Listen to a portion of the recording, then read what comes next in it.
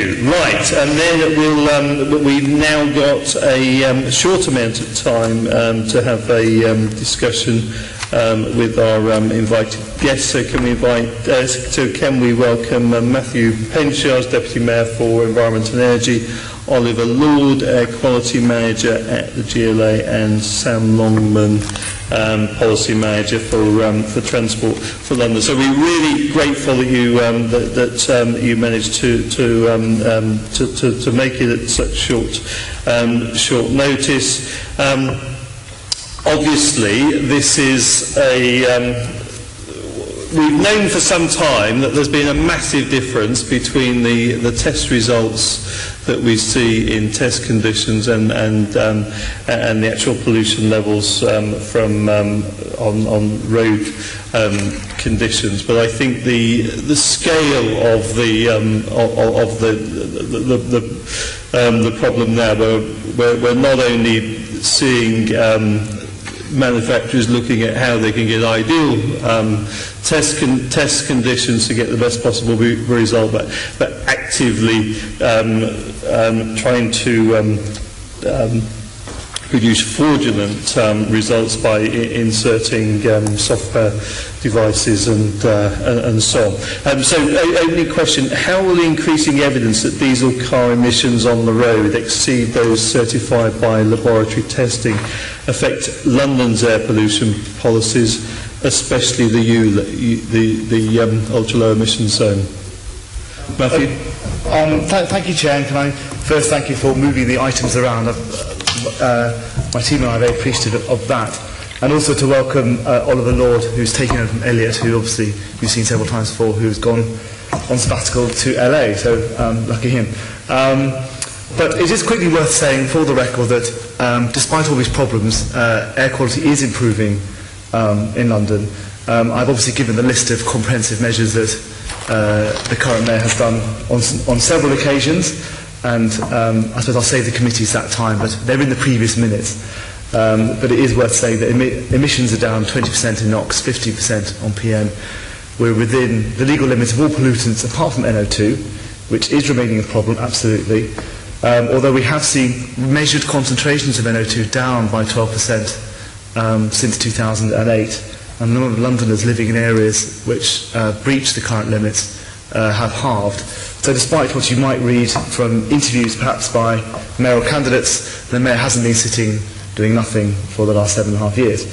But, and it is a very important thing I think that we've seen, we are effectively fighting this with one hand tied behind our back. And I think it's worth reiterating, and I've said this several times before, that if the Euro 4 and 5 engines had performed in the way that we had expected, we would be within NO2 compliance in 2015.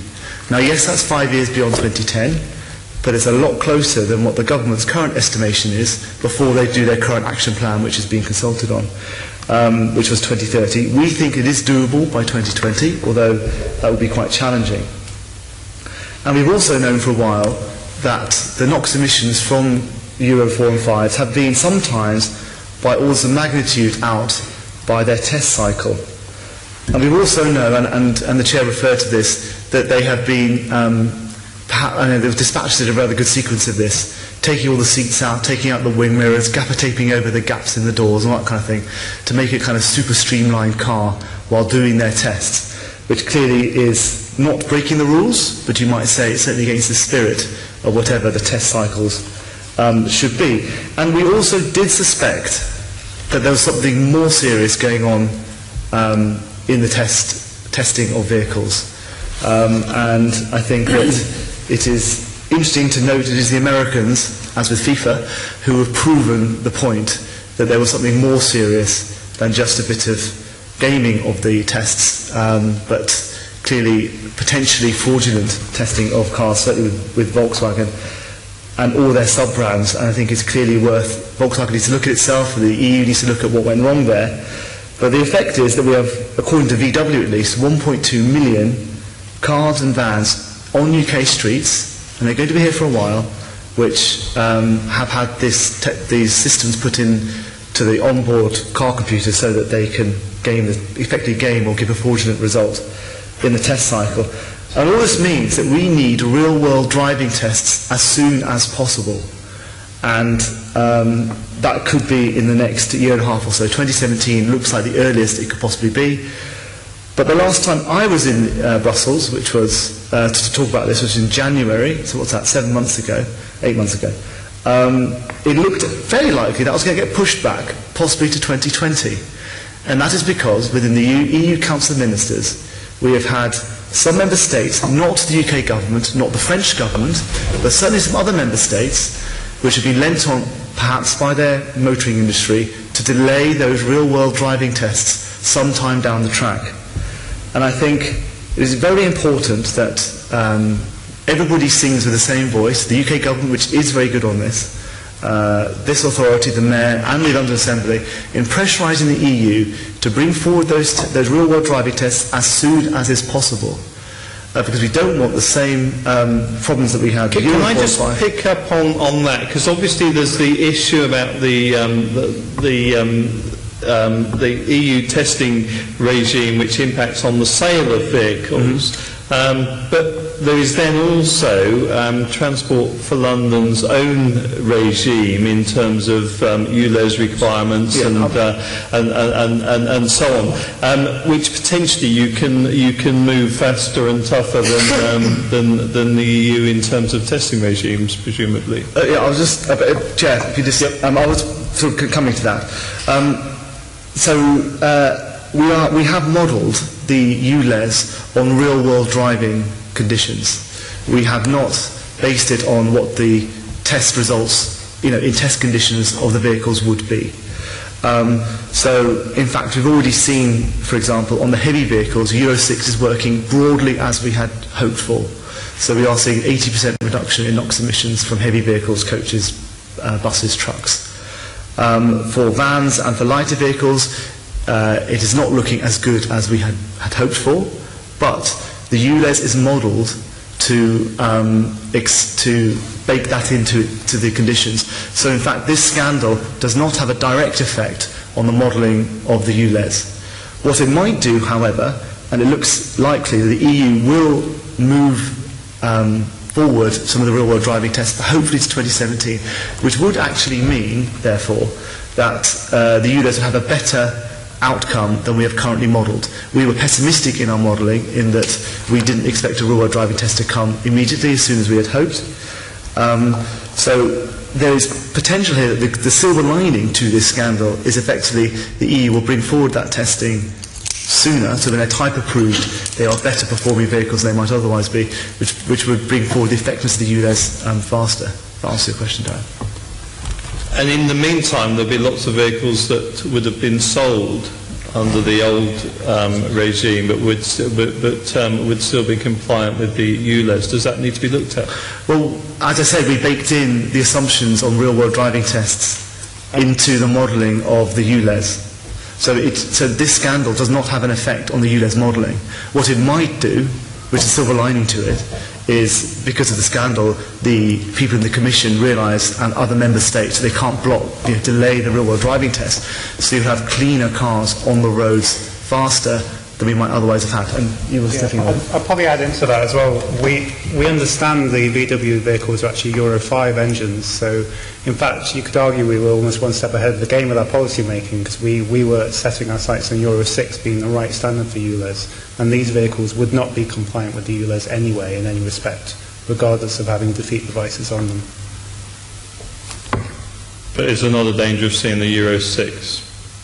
Well, unless the RDE test is put in place. I mean, Matthew's entirely correct that we haven't walked into this blindly. So like other cities in Europe, we've used emission functions for vehicles that are set out by the European Environment Agency. They take into account this difference in performance. And likewise with the Euro 6 vehicles, we've already accounted for the fact they wouldn't perform to Euro 6 standard.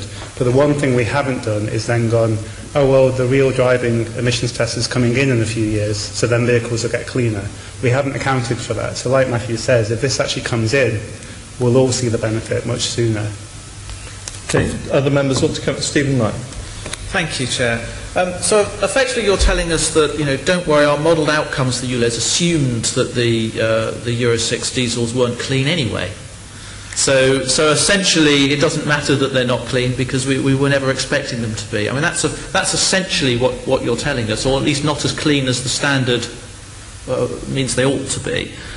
And really, my question is this: it's not just about whether or not the outcomes in terms of air quality in the ULEZ zone are as you've modelled them, but TfL and the Mayor, by ascribing a threshold to a vehicle that is counted by TfL and the Mayor as an ultra-low emission vehicle, and by saying that a Euro 6 diesel currently available in the shops today meets that threshold, when we know through real-world testing that 9 out of 10 of them don't, but actually produced 5 or 6 times as much as the legal test would imply, then TfL and the Mayor is essentially giving credence, giving an endorsement to these vehicles as being ultra-low emission, when we know that they're not. And indeed the public now know that they're not. And I think one thing the scandal has done is demonstrate to the public that not only are they not, and not only are manufacturers gaming the system, but many of them are cheating the system as well. Isn't it time for the Mayor and the TfL to say, we're not going to put a badge of ultra-low emission on a set of vehicles which the public knows, the manufacturers know, you know, and I know are not low emission, and say the only vehicles that are going to count as ultra-low emission compliant vehicles for this ULEZ zone are those which are tested in real-world tests from 2017 onwards, or if you want to give absolute clarity to car drivers and fleet owners, simply say that the ULEZ zone is diesel-free. Isn't it time to make that decision? Well, we had those discussions last time, and I do understand the point you're making.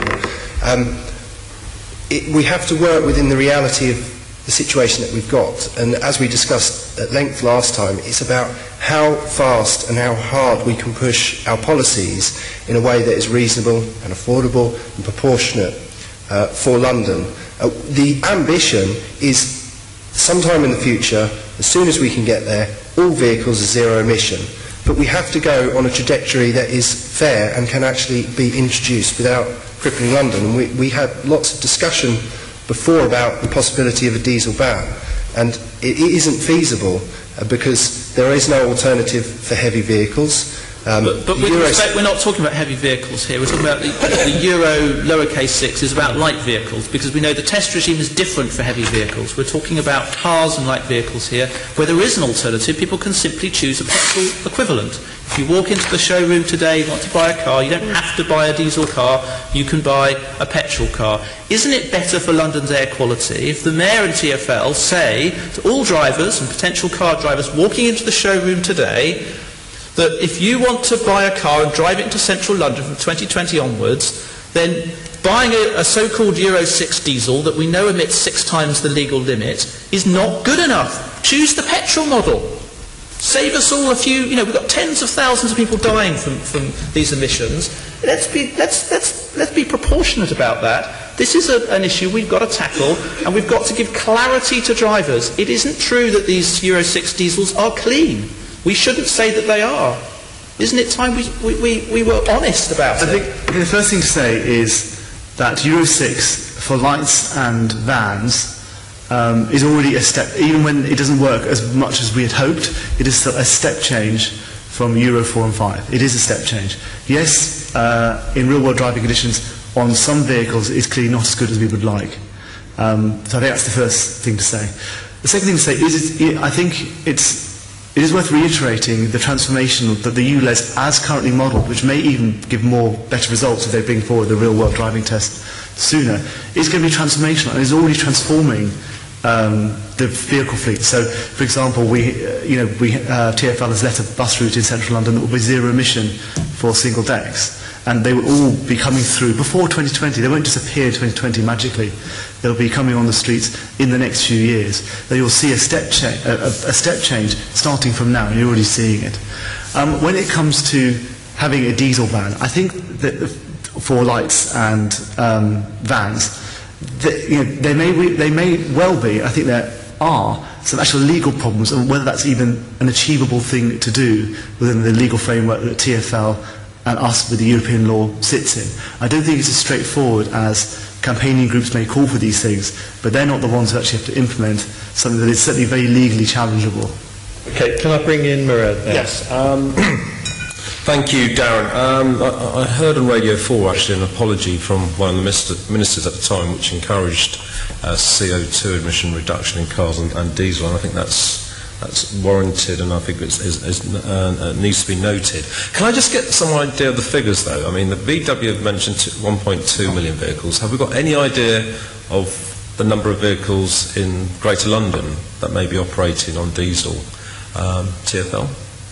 I think it's about 50% of light vehicles are diesel. That's right, it's about 50-50 split on light 50%. vehicles. So you're saying 600,000 diesel vehicles in London alone operating? I don't have the exact figures, but it's Okay, about... So, Murad, are you asking how many VW vehicles are driving around? VW diesel vehicles, which are diesel. Let's start diesel vehicles. Well, I mean, I guess it's by proportion of vehicles in the UK. Okay. You know, I guess, but we don't. Okay, I just say that because I think we can only focus on the London context here, and I think that's useful. I just want to come to the here and now. I hear what's been said about the tests. I think it was a scandal that it's got to this. I'm grateful for the American regulators to intervene on the basis of evidence provided by the Environment and Transport voluntary sector that investigate this stuff.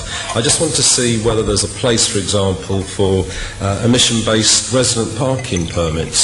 I know Islington's doing that right now, and do we need to be led by councils like Islington, which have actually taken a step on this issue? We discussed this before. In fact, it was Councillor Moylan at KNC who brought in the first diesel parking charges, and we, the authority, the Mayor, supports boroughs if they're reasonable, proportionate and affordable, and it seems to me that some of the boroughs, Camden, Hackley, are doing some what seems to be pretty progressive stuff on this. Islington's was very sudden and quite a lot of money, but it's gone through and is functioning. I'm sure it is having the desired outcomes, but that seemed to me to be very quick, with very little notice for their residents, and was quite a lot of money. But if it's working, then what works works. It seemed to me, from what Councillor Dimitri said at our last session, was there seemed to be a bit more proportionate angle, but we are supportive of that, yes. Okay, well that's good to hear, because I think whilst we're talking about Euro 6 and what have you, we are talking 2020, and I think that there are issues right now. The other issue is actually, it's not only that car owners are being missold cars. One of the other things that is happening is actually a lot of car owners are pulling out the diesel particulate filters. Shouldn't that be something that we could do something about right now? Well, in fact, that is actually illegal. Yeah, and it's illegal. It's an enforcement issue. It's illegal in one way is because we actually lobbied the government to make it illegal, and that is certainly an enforcement issue, I guess, by the relevant agencies, and we should be looking at garages that do that, because taking the filters off the back to improve their performance in a kind of rummy way is clearly not the right thing to do, but that is actually illegal, so it's an enforcement issue more than anything else. Well, I just think we shouldn't lose sight of that, because that actually is exacerbating the problem that we've got with diesel cars. And whilst we're talking about emissions, there seems that what filters which have been put in cars are being pulled out of cars encouraged by certain establishments, garages in London. That needs action, which the Mayor needs to direct very clearly. Well, we must remember that we are broadly compliant. We must remember we are broadly compliant now with particulate matter levels. Sorry, I didn't hear that. We are broadly now compliant with particulate matter as well. Just before we wrap up this item, Matthew, could I just ask you to summarise, although we've known this pattern for some considerable time, in terms of the current round of revelations and the impact that is having on both public opinion and future modelling and so on. Can you just summarise what additional actions the Mayor is taking now in the light of these latest revelations? Well, I think I said that in fact our modelling, we didn't know for certain that at least one particular car manufacturer that has a load of sub-brands underneath it was producing fraudulent test results.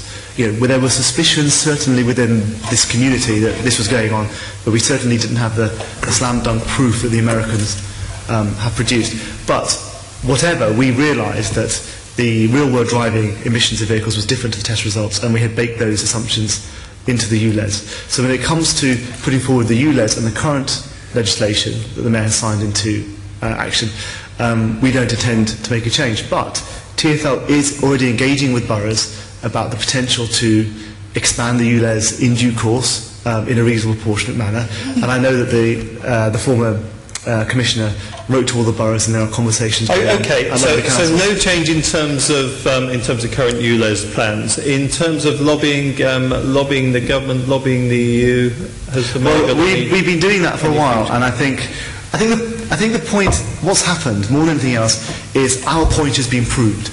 We've been saying, we the authority, now in fairness, the Assembly and other bodies have been saying these cars have not been performing anything like what we were told they were going to. We, the Mayor, this authority, is sometimes criticised, in my view, unfairly, for sitting on our bottoms, not doing anything. Air quality is getting worse. Well, these are incorrect things to say. The air quality has been getting better, and the Mayor has done some very innovative things, in fact, some of the world firsts, in fact. And that sometimes isn't recognised. But we are fighting a battle with one arm tied behind our back, in that we've had government policies from the former government. It's good to hear that the former Minister, Barry Gardiner, I think, apologising for that strategic policy error made in the late 90s, early noughties. We need to do a course correction. I think the Mayor said that several times. We will continue our lobbying of government when it comes round to everything. When it comes to the diesel scrappage scheme, when it comes to VED, properly incentivising cleaner vehicles, and we will step that up. And I think that if the scandal has done anything, it has effectively proven the arguments I think we, and to some degree the Assembly, has been making for some time. Okay, thank you. Final word from Oliver. If I may add to Matthew's comments, we are where we can. We've got captive fleets, obviously, in London. We're helping to transition those away from diesel. We've got a commitment for electric buses in central London, and the new requirement we're proposing for taxis will mean that from 2018 we'll no longer license new diesel taxis in London. So we're putting forward progressive policy to get rid of diesel in the future.